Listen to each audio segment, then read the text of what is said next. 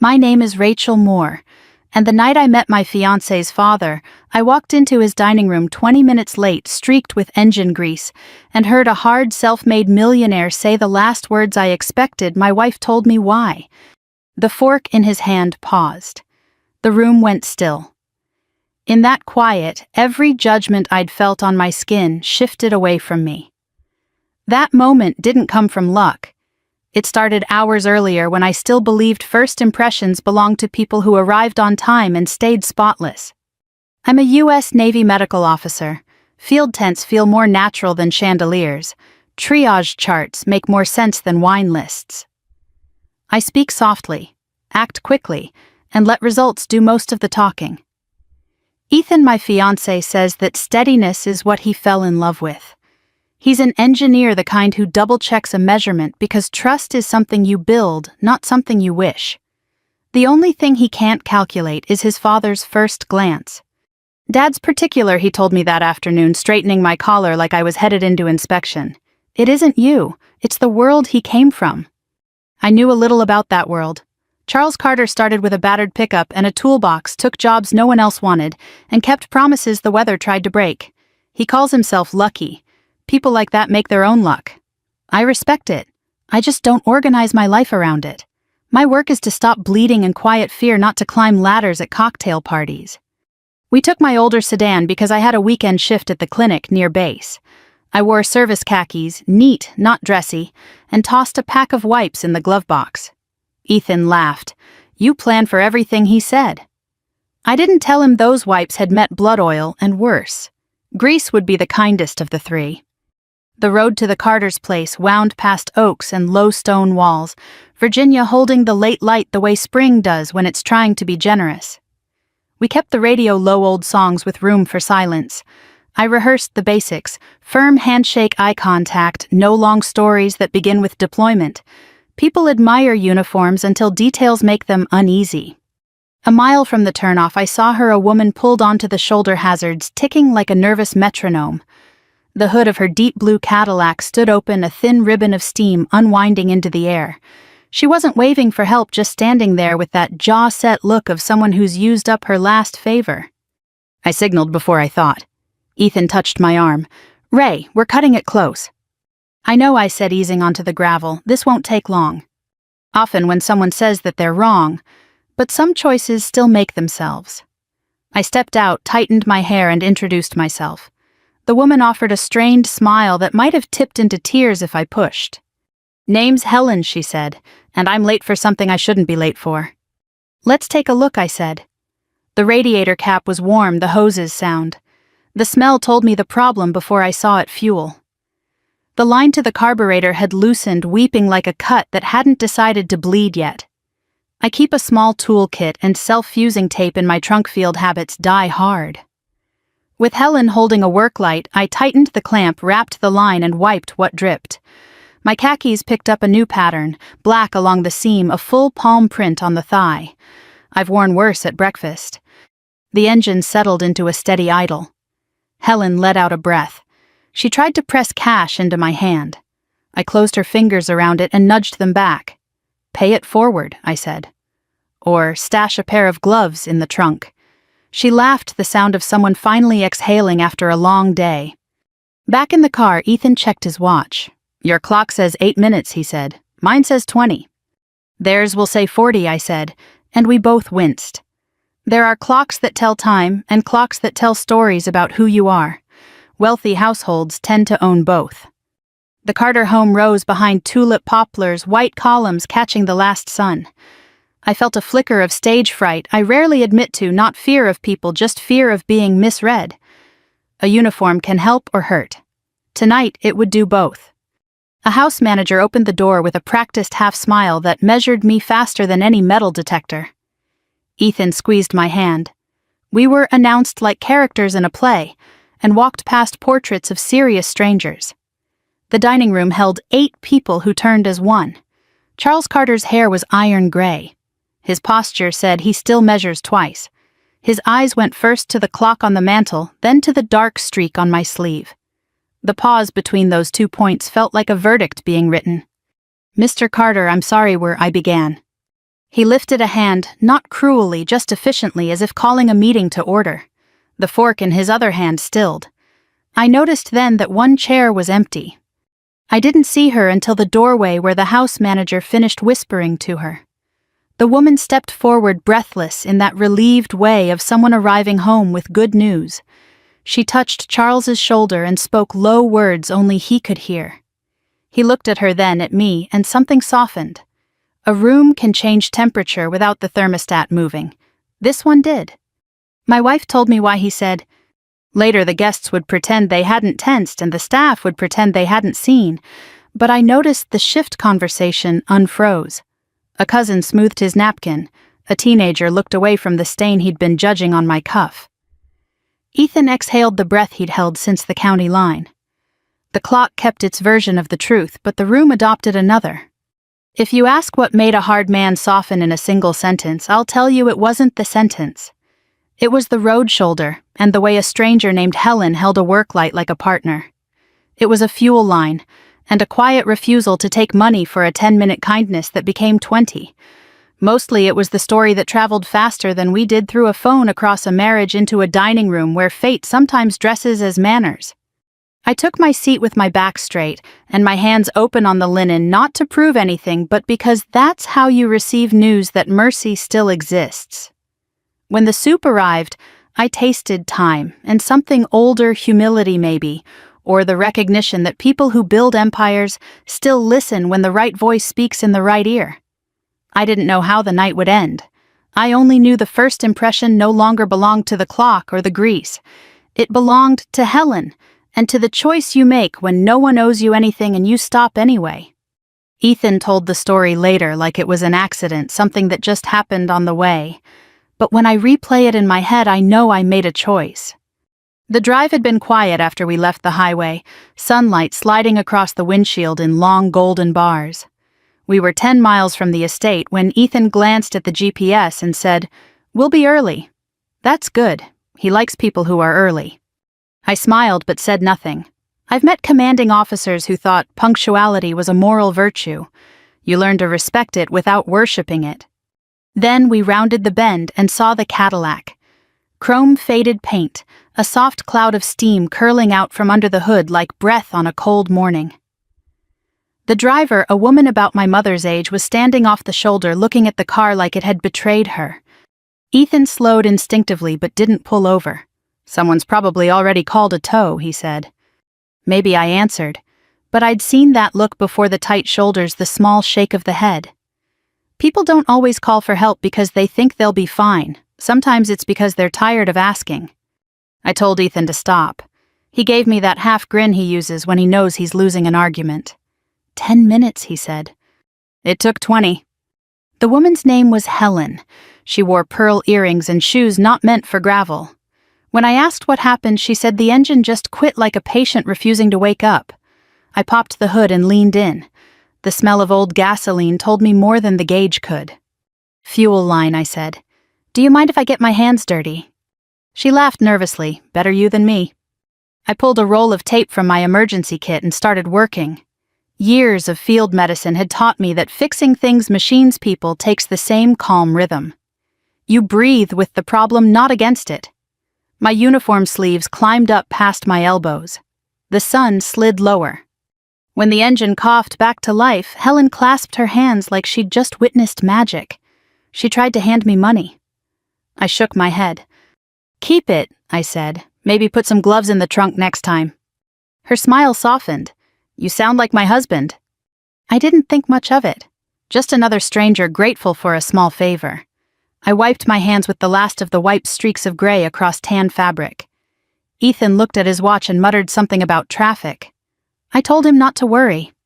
"Your dad will understand," I said. He sighed. "You don't know him yet." He was right about that part. The rest of the drive felt heavier. My hands smelled faintly of oil. The air conditioning carried it through the car. I tried to rub the stains out of my sleeve, but only smeared them darker. When we reached the estate gates, black iron polished to a mirror, the guard recognized Ethan and waved us through. The gravel crunch under the tires sounded louder than it should have. We parked beside a row of cars that looked like they'd never seen rain. A butler met us halfway up the steps, his expression carefully neutral. "Mr. and Mrs. Carter are expecting you," he said. I caught the plural and thought of Helen, hoping she'd made it home all right. Inside, the air smelled like lemon polish and quiet wealth. Every surface reflected something else, chandeliers in silver and glass, in eyes that watched and measured. I'm used to being evaluated. In the Navy, someone is always writing you into a report. But this was different. Civilian judgment is quieter and cuts in ways you can't salve with training. Ethan led me into a parlor where voices rose and stopped like waves hitting shore. I saw Charles Carter before he saw me. Broad shoulders, crisp shirt, the kind of posture that survives decades of boardrooms. His handshake looked like it might hurt. He turned when we entered, his eyes flicking from Ethan to me, then to his watch. "Captain Moore," he said, voice level, "we were about to start without you." "I'm sorry, sir," I said. "There was a woman stranded on Route 9. He raised a hand. "No need for excuses. I appreciate you making the effort." It wasn't a compliment. The air chilled half a degree. Dinner was formal, but not warm. Conversation drifted between market trends, charity galas, and the price of loyalty in a changing world.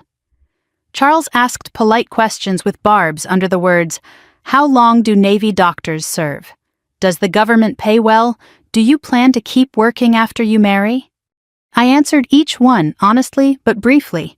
My job has taught me to stay measured under pressure. Ethan looked like he wanted to vanish into his chair. When the salad plates were cleared, a voice came from the hallway light, familiar, unmistakable. "Charles, sorry I'm late."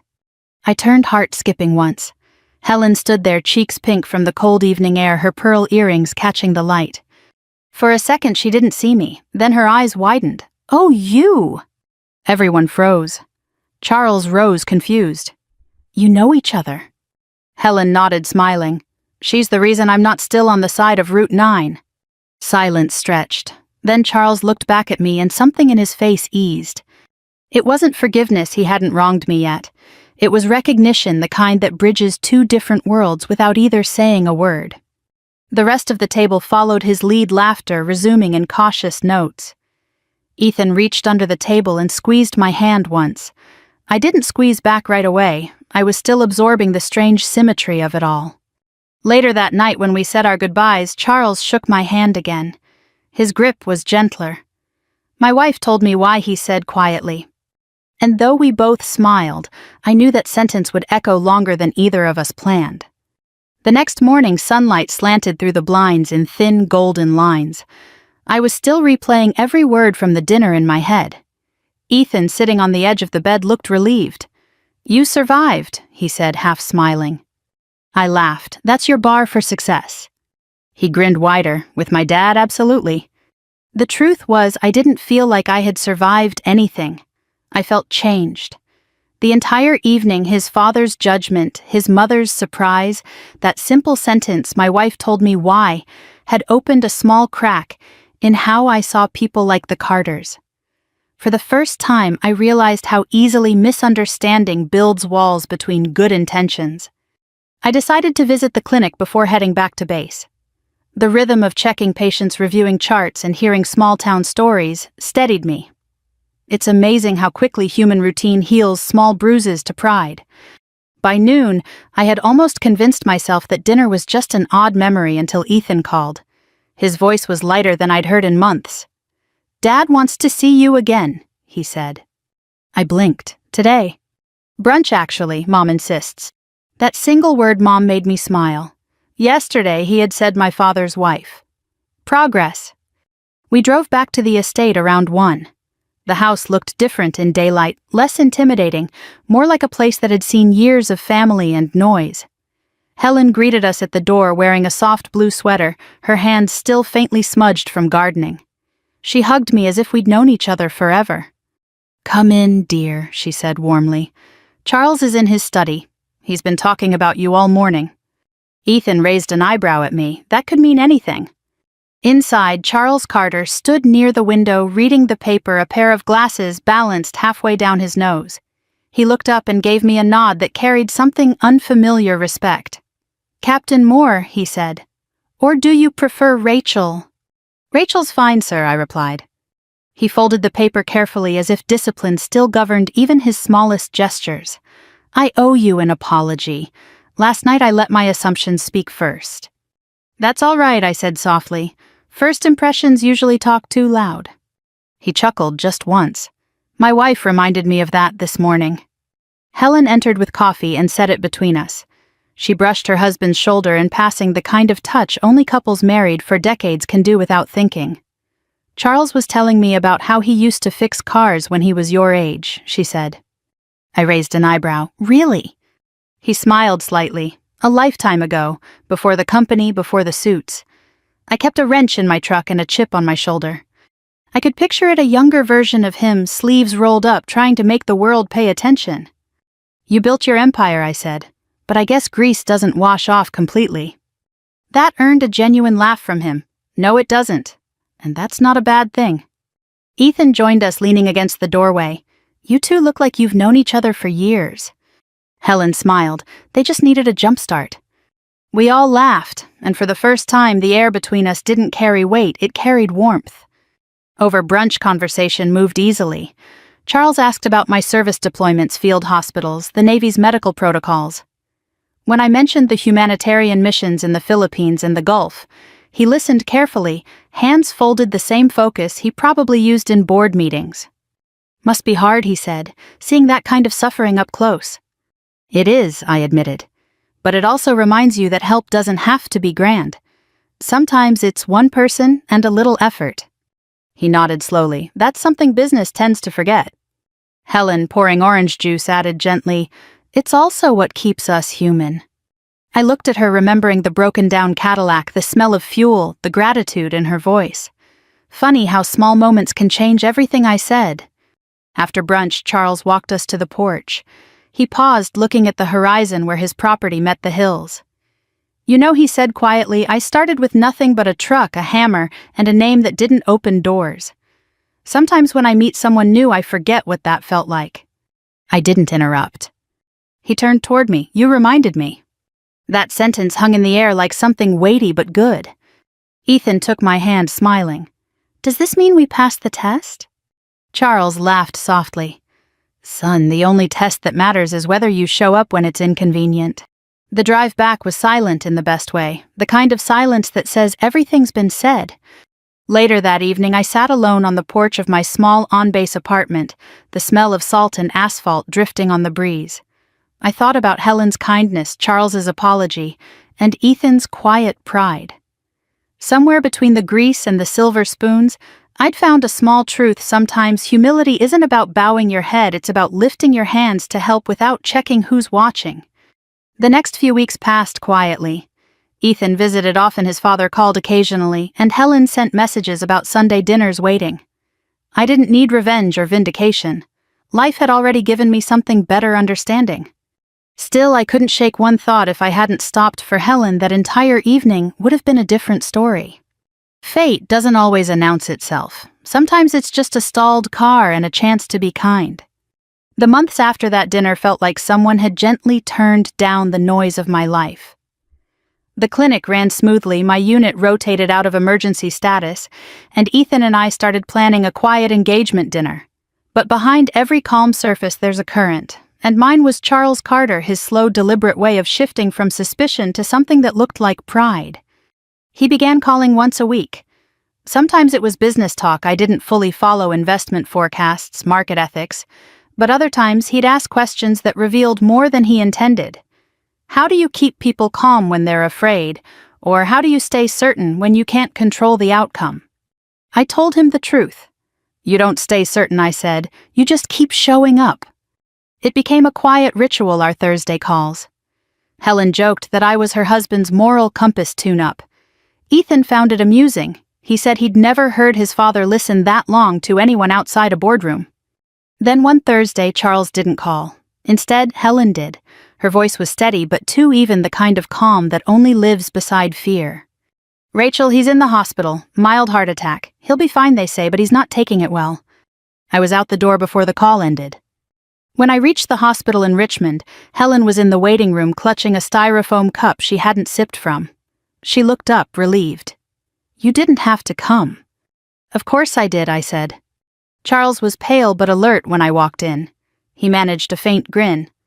I told the doctor I had a Navy officer coming. He said I must have friends in high places. I smiled and pulled up a chair. He's not wrong. He laughed, then winced and pressed his hand to his chest. Guess I'm not as tough as I thought. I shook my head. Toughness isn't about never falling. It's about getting up with the same heart. We talked quietly about his recovery plan, his diet, the rehab sessions he'd probably hate. I didn't bring flowers. Instead, I brought a small toolkit from my car, the same one I'd used to fix Helen's Cadillac. I set it on his bedside table. He raised an eyebrow. That for me or the nurses? Both, I said. It's a reminder. Of what? That even machines that seem solid need maintenance. He chuckled. You're wasted on medicine, Rachel. You should teach philosophy. A nurse came in to check his vitals. Before she left, Charles asked her for something. She returned with a single sheet of hospital letterhead. He scribbled a note, folded it, and handed it to me. Don't open it yet. Wait until you're home. I nodded. When I got back to my apartment that night, I unfolded the paper. It read in his blunt handwriting, "Thank you for stopping that day. Not just for Helen, but for reminding me who I was before I had everything." I read it twice, then placed it in my journal next to a small grease stain that hadn't washed out of my uniform. Weeks passed. Charles recovered quickly, though Helen said he'd grown restless with doctor's orders. One Saturday, Ethan and I visited the estate. The first thing I saw was the Cadillac parked in the drive, fresh paint, polished chrome, the hood ornament shining like it had something to prove. Charles stood beside it wearing jeans and a navy ball cap that clearly wasn't new. Thought I'd give her a tune-up, he said, patting the fender. You inspired me. Helen laughed from the porch. He's been out here all morning pretending to be 25. He winked at me. The secret to staying young is remembering you weren't always rich. We spent the afternoon talking. He told stories I'd never heard about his first garage job, his time in the Navy before business school, the years when he thought success was the same thing as security. Helen filled in the softer details, the late nights, the failures that almost ended everything, the letter he once wrote her from a base in San Diego, promising he'd build a life worth the waiting. Listening to them, I realized how thin the line is between arrogance and armor. Sometimes wealth isn't pride, it's protection against the memory of hunger. When the sun began to set, Charles called Ethan and me over to the porch. There's something I've been meaning to tell you, he said, his tone formal again, but not cold. I've decided to start a foundation. Scholarships for military medical officers finishing active duty. I want it named after your unit, Rachel. I blinked. That's Charles, that's too much. He shook his head. No, it's not enough. Helen's eyes shone with quiet pride. He wants to honor what brought us together, she said. I didn't know what to say. The man who once measured respect by the minute was now measuring legacy by compassion. Before we left, Charles handed me another envelope, thicker this time. Inside was a photo. It was Helen beside her Cadillac engine, running her smile bright and unguarded. Across the bottom, he'd written, "Grease and Grace." I laughed out loud. He joined in, the kind of laugh that erases history for a moment. Driving back that night, Ethan took my hand. You changed him, he said. I shook my head. He changed himself. I just reminded him how. Outside, the world slid past in bands of orange and blue. Somewhere behind us, a man who'd once judged by polish now understood the beauty of a little dirt. Sometimes the only way to reach someone built of stone is to show them what it means to get your hands dirty for a stranger. The following spring, the world seemed brighter, or maybe I was just seeing it differently. Ethan and I had moved into a modest house near the Chesapeake Bay. He said he liked hearing ships' horns in the morning. To me, it sounded like the rhythm of home. Charles called one afternoon while I was finishing clinic paperwork. I'm thinking of hosting something, he said. A dinner. Nothing grand, just acknowledgement. I smiled. You don't strike me as the dinner party type. I wasn't. Maybe it's time I learned. When he sent the invitation a week later, it wasn't for investors or executives, it was for sailors, medics, mechanics, and veterans from the base. On the top of the card, embossed in gold, it read, "The Grease and Grace Foundation." The name made me laugh and cry at once. The night of the event, the Carter estate looked different. No silver place settings, no nervous introductions. The tables were simple, draped in white, and the guests wore uniforms coveralls, or Sunday best, whatever represented their real selves. Helen moved among them like a hostess born for warmth, and Charles stood at the front greeting every person with the same handshake he once measured like currency. When we arrived, he met me at the door. "You're right on time, Captain," he said, his voice carrying humor instead of judgment. "Guess we've both learned a few things." "I had a good teacher," I replied. He grinned. "You fixed my wife's car in my perspective. Not a bad record." During dinner, Charles gave a short speech. It wasn't polished or rehearsed. It was honest. He spoke about his early years, turning wrenches in summer heat, dreaming of something bigger, forgetting what bigger was supposed to mean. Then he told the story of Helen's Cadillac. "When I heard what that young Navy doctor did," he said, nodding toward me, "I realized I'd spent years chasing success and forgetting the kind of person I meant to be. So this foundation isn't charity. It's a thank you. For the people who stop when the world keeps driving." There was a long moment of silence, the kind that hums before applause. Then Helen raised her glass. "To Greece and grace," she said. The words caught, rippled through the room, and soon everyone repeated them softly like a prayer. After the speeches, a small band started playing jazz standards on the patio. Ethan and I danced awkwardly, laughing as we bumped into each other. Helen joined us for one song, moving with a quiet rhythm that matched her husband's proud gaze from across the lawn. Later, Charles found me standing by the fountain, the night cool and heavy with honeysuckle. He slipped his hands into his pockets and said, "You know, I used to think wealth made life lighter. But sometimes it's the heaviest thing you carry." I nodded, "Until someone helps you set it down." He smiled faintly. "Exactly." He handed me an envelope. Inside was a check, not for me, but for the first scholarship recipient. "A Navy corpsman who wants to become a trauma nurse," he said. "Seems like a good place to start." I looked up at him. "You're doing something good, Charles." "I'm doing something right," he corrected. As the evening wound down, Helen brought out dessert, her famous pecan pie still warm. She placed a slice in front of me. "You've given this family a second chance," she whispered. I shook my head. "I just stopped when someone needed help." She smiled. "That's all it ever takes." When the guests left, we stayed behind to help clean up. Ethan carried chairs, Charles boxed leftover food for the staff, and Helen insisted on washing dishes herself. Watching them, I realized how rare it was to see privilege and humility share the same room and actually get along. As I loaded plates into the dishwasher, Charles spoke from behind me. "You know, Rachel, I used to measure people by how much they owned. Now I measure them by what they give without thinking." I turned. "And what do you give?" He smiled softly. "A ride to whoever's stranded." That night as we drove home, Ethan squeezed my hand. "You know what I love most about you?" he asked. I teased my charm. He shook his head. "You make good people better." I looked out at the highway, the lines of light blurring into memory. "No," I said. "They make themselves better. I just remind them how." We rode the rest of the way in silence, comfortable and full. When we reached home, I set Charles's first scholarship letter on the mantel beside my service medals. The paper was simple, but it meant more than any ribbon I'd ever worn.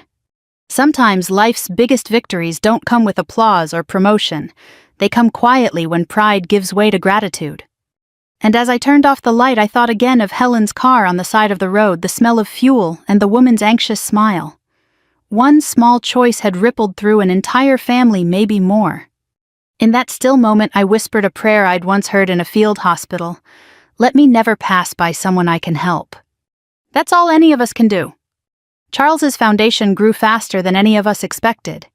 Within a few months, the first scholarships went out, and letters started arriving, handwritten notes from Navy corpsmen, Army medics, young men and women who wanted to study nursing or emergency medicine after service.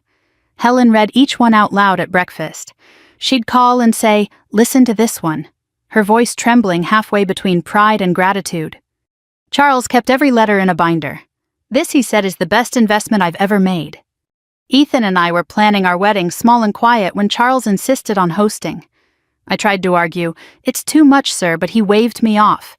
"It's not about the money, Rachel. It's about showing people what matters." The wedding took place in their garden under the same oaks that shaded the driveway where Helen's Cadillac used to break down. The air smelled of magnolia and fresh-cut grass. The guests were a mix of family veterans and a few of my patients who'd recovered enough to dance. As I walked down the aisle, I caught Charles's eye. He stood straighter than he had in months wearing his old navy tie. When he took my arm before handing me to Ethan, he whispered, "You remind me of every reason I started trying in the first place." I nearly cried right there. After the ceremony, we all gathered in the same dining room where I'd once stood greasy and nervous. The tablecloth was the same, but everything else had changed. The clock still hung on the mantel, though now it seemed more like a decoration than a judge. Helen gave a toast first. "When you marry into a family, you bring your own story," she said, smiling at me. "Ours just happened to start with a broken car and a little faith." Everyone laughed. Then Charles spoke. "I used to think success was about control, arriving on time, staying clean, keeping everything perfect. But this woman taught me something else. Sometimes the mess is where the truth lives." Applause filled the room. He lifted his glass toward me. "To Rachel and to all the people who remind us that worth isn't measured in polish." It was the kind of moment that doesn't feel real until later. When the night ended, Helen hugged me tightly. "You know," she whispered, "I almost didn't take that road that day." I smiled, and I almost didn't stop. Months later, life found its rhythm again. Ethan and I settled near base. Charles split time between his company and the foundation.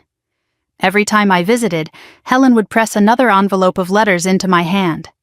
I started reading them aloud to my medical trainees, the ones who doubted whether small kindnesses mattered. One night after a long shift, I sat on the porch watching the tide roll in. The air smelled faintly of salt and engine oil from the nearby docks. Ethan came out with 2 mugs of coffee and sat beside me. Thinking about him again, he asked. I nodded, about all of it. How a late arrival turned into this. He smiled softly. "You call it late. I think you were right on time." I laughed quietly. Funny how timing works. We sat there a long while, the hum of ships in the distance. I thought about how easily life could have gone differently if I'd driven past that Cadillac too, focused on being on time. But then I realized something deeper. The good we do doesn't wait for permission. It doesn't ask if we're dressed right or punctual. It just asks that we stop. Weeks later, Charles called again. His voice was tired but content. "The foundation's 2nd year is rolling," he said. "We've got 40 students now. You'd be proud." "I already am," I said. He hesitated a moment, then added, "You know, I used to think legacy was about my company. Turns out it's about the people who carry a piece of your decency forward." That night I wrote those words down. Legacy is what decency leaves behind. The next morning I went for a jog along the bay. The sun was rising, the water catching gold. I thought about all the roads behind me, the ones I'd taken, the ones I'd nearly missed, and how every small turn had led me here. And I realized something: revenge doesn't always come with anger or victory.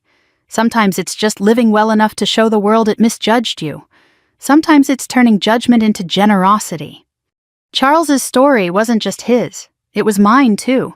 2 stubborn souls meeting at opposite ends of pride, finding grace somewhere in the middle. If there's a moral to any of it, it's this: the smallest good can travel farther than you'll ever know. And if you ever see someone stranded on the side of the road, stop. You might not just fix their car, you might fix something in both of you. If this story reminded you of someone you've helped, or someone who helped you, share it. Let's keep those small acts moving forward. And if you'd like to hear more stories of quiet strength and second chances, subscribe and stay with us.